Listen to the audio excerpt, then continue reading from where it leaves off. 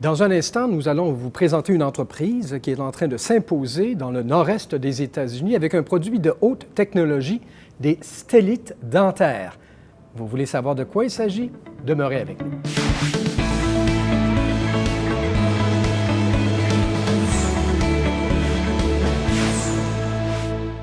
Denis Thériault est le président du groupe 3D RPD. Nous le recevons pour une autre entrevue dans le cadre de Télécorex. Monsieur Thériault, bonjour, bienvenue. Bonjour. Pouvez-vous nous expliquer ce que veut dire DRPD pour commencer? 3D RPD veut dire Three-Dimensional Removable Partial Denture. Ça, c'est le terme anglophone. Mais au Québec, on a trouvé un nom qui dit 3 dimensions, réhabilitation prothétique dentaire, pour ne pas avoir de troubles avec la langue française. Mais entre toi et moi, c'est partiel. 3D RPD, effectivement. C'est l'armature métallique avec les petits crochets qui supportent les dents prothétiques. On est fabricant de cette pièce de prothèse-là spécifique.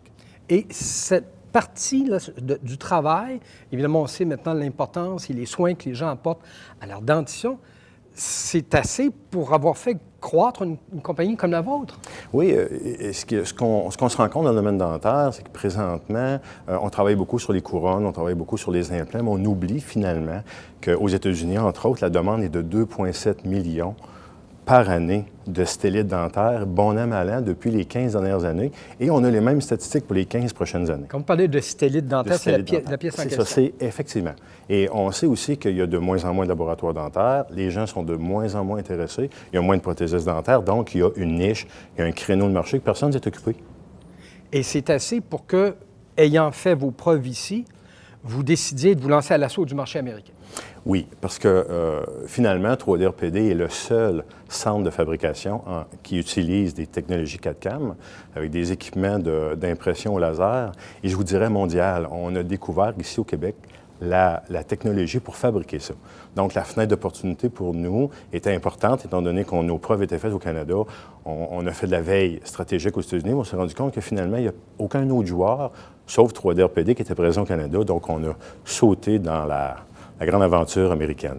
Ce qui est particulier, parce que souvent, quand on parle d'exportateurs d'ici vers les États-Unis, ce sont des gens qui arrivent et qui doivent tasser des concurrents parce que l'arène est déjà bien remplie. Vous, en fait, là, vous arrivez avec une niche, littéralement, que vous allez occuper. Effectivement. On est le premier joueur canadien, le premier joueur américain, et en Europe aussi. Alors, le volume, la demande américaine, on sait, plus de 335 millions de personnes, c'était pour nous une opportunité d'affaires d'aller stratégiquement, de s'implanter immédiatement aux États-Unis. Et vous savez, les Américains sont très protectionnistes, donc c'était impossible de les fabriquer chez nous et de traverser les douanes avec. On l'a fait à une ou deux reprises, puis on s'est fait viser rapidement. Alors, on a une usine, on a un centre de production. Quel endroit? Dans la municipalité de Roses Point, qui est la première sortie après le poste de la colle aux États-Unis. Oui, c'est tout près de la frontière. C'est tout près, effectivement. Et on a un centre de production de près de 12 000 pieds carrés. Puis on va pouvoir y manufacturer jusqu'à 500 000 stellites jour, ce qui présentement ne se fait pas aux États-Unis. Et donc, vous avez décidé d'entrer aux États-Unis par la grande porte, c'est-à-dire par l'État de New York. Oui, par l'État de New York. Est-ce que c'est facile s'installer pour pouvoir distribuer ces produits comme vous le faites? Je vous dirais qu'il n'y a pas... on a eu, je dirais en anglais, excusez-moi, un warm welcome. On a été très bien reçus aux États-Unis, mais il y a un élément déclencheur.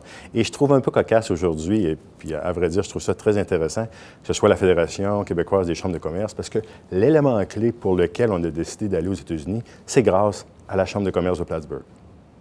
C'est l'élément clé qui a fait qu'on a décidé de s'installer dans l'État de New York. On a eu un support que je ne croyais pas possible de la Chambre de commerce de l'État de Plattsburgh. Donc, on sait que dans l'État de New York, plus précisément dans l'État de Plattsburgh, il y a plus de 75 entreprises de Montréal qui sont installées là.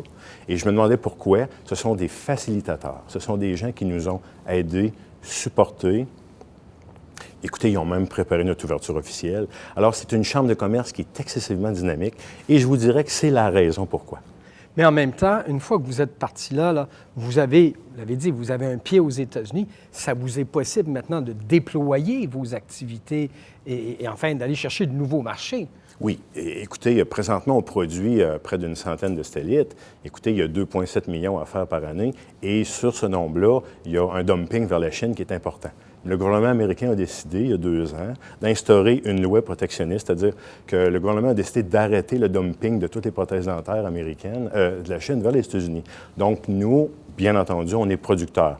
Donc, on comprend bien que la compagnie s'appelle 3D USA, produit aux États-Unis pour les Américains, avec des Américains qui travaillent là. Donc, on comprend qu'on a eu la porte ouverte, bien entendu, parce qu'on a décidé de s'implanter dans le marché américain. Mais dites-moi, pour des gens qui nous écoutent et qui sont tentés là, par le fait aussi d'aller ouvrir d'autres portes, d'aller chercher des marchés ailleurs, vous l'avez dit, vous avez eu un accueil chaleureux. Mais est-ce que c'est relativement facile pour un entrepreneur québécois, pardonnez-moi le terme, de connecter localement avec ces gens, régionalement, parce qu'il ne s'agit pas juste de produire, après, il faut trouver des distributeurs, il faut faire... Est-ce qu'on a une proximité à cet égard-là? Non. Alors, le fait comment? On n'a pas de proximité. C'est probablement l'élément... Aujourd'hui, je vous dirais, c'est probablement mon élément de surprise. Même si on est installé là aux États-Unis, il reste qu'on est Canadien, il reste qu'on se doit de s'américaniser. Ils ne nous donnent pas... La facilité dans l'ouverture des marchés. Je vais être honnête avec vous. Il y a une résistance au changement très importante. D'abord, de par la nouvelle technologie, mais surtout aussi du fait que nous sommes Canadiens. On va être honnête, là. Un Canadien, un Québécois qui s'installe à New York, oui, ils sont contents. Si on va magasiner à Plattsburgh, ça va bien. Mais ouvrir, faire de la business là et s'annoncer comme un chef de file et on est Canadien, c'est pas gagné. C'est pas gagné. Donc, ça prend un bon plan de match, ça prend de la détermination, de la ténacité. Et il ne faut pas trop se faire d'illusions. C'est quand même des obstacles que vous venez de présenter, là. Oui, et ça prend du financement. Et il faut ouvrir des portes. Et aux États-Unis, une entreprise québécoise comme la nôtre, qui avait quand même des ressources disponibles, de l'argent disponible, mais c'est un projet quand même très onéreux qu'on a fait là-bas. Il y a eu plusieurs millions d'investissements. Et lorsque le start-up prend un petit peu plus de temps, bien, ça ne génère pas nécessairement les cash flows nécessaires. Et c'est là qu'on se rend compte de la difficulté qu'on a ici au Québec, pour les entreprises québécoises, d'avoir le support de nos banquiers ou de nos banques québécoises. Mais vous avez dû finir par l'avoir, puisque vous êtes en train de développer, là. J'aimerais vous dire que j'ai fini par l'avoir, mais ce n'est pas fait encore. On est en discussion. C'est quand même extraordinaire de voir que malgré le projet, malgré le marché, écoutez, c'est pas facile. Mais en même temps, si vous le faites, et là, vous venez de nous parler du potentiel, je présume que vous pourriez dire à d'autres, dans d'autres produits, là, ils n'auront pas vous faire concurrence, que ça vaut la peine de s'essayer. Ça vaut la peine de prendre la filière. Oui, un entrepreneur, moi, je pense que c'est un visionnaire, c'est quelqu'un... moi, je dis au départ qu'un entrepreneur, au départ, il est délinquant. Il faut être un peu délinquant pour être en affaires.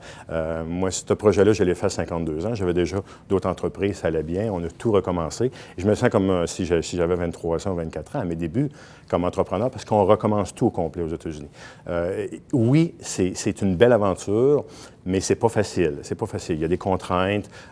Il faut faire son temps. Il y a de la résistance un peu au changement. Il faut être patient. Ça prend un bon plan de match. Ça prend aussi un bon plan financier. Et ça prend des appuis, je présume? Oui, c'est obligatoirement du gouvernement canadien, du gouvernement québécois, on peut nommer les institutions. Ça prend les appuis, mais tout le monde est un peu sur les gardes un petit peu lorsqu'on s'en va aux États-Unis. Il y a une difficulté d'avoir des garanties, le gouvernement américain ne veut pas en donner. Donc, et tout ça demande du temps. Finalement, ce qu'on veut savoir, c'est simple. On veut savoir si vous êtes capable de faire la première année seul, sans beaucoup d'aide. Et si vous passez la première année, on vous ouvre les portes. Et vous êtes toujours content de votre aventure américaine? Très content de mon aventure américaine. C'est une belle aventure. C'est quelque chose qui est très accaparant, très content. Et vous savez, lorsqu'on a un nouveau projet, on ne connaît pas, on ne sait pas finalement dans quoi on s'embarque. Et Dieu merci, si on savait tous les problèmes qu'on aurait, on ne fera pas de projet finalement. Mais on est très heureux, très content. C'est une belle opportunité d'affaires. Et notre organisation, on est ciblée présentement par des groupes, du venture capital américain qui nous regarde. On sent qu'on est, qu'on est, je dirais, spoté. On sent qu'on est regardé. On veut voir si... vous savez, avant de courir, il faut apprendre à marcher. Hein? On aime ça, voir les gens marcher comme il faut. Fait qu'on nous regarde et là, on sent vraiment, là, après une première année d'implantation, là-bas, ça va faire 1 an au mois de février qu'on produit et l'entreprise va très bien. Mais il faut être patient. Il faut être patient aux États-Unis. Bien, écoutez, on va vous encourager à continuer de marcher, d'accélérer le rythme et bientôt de courir. Denis Thériault, merci beaucoup. Merci beaucoup.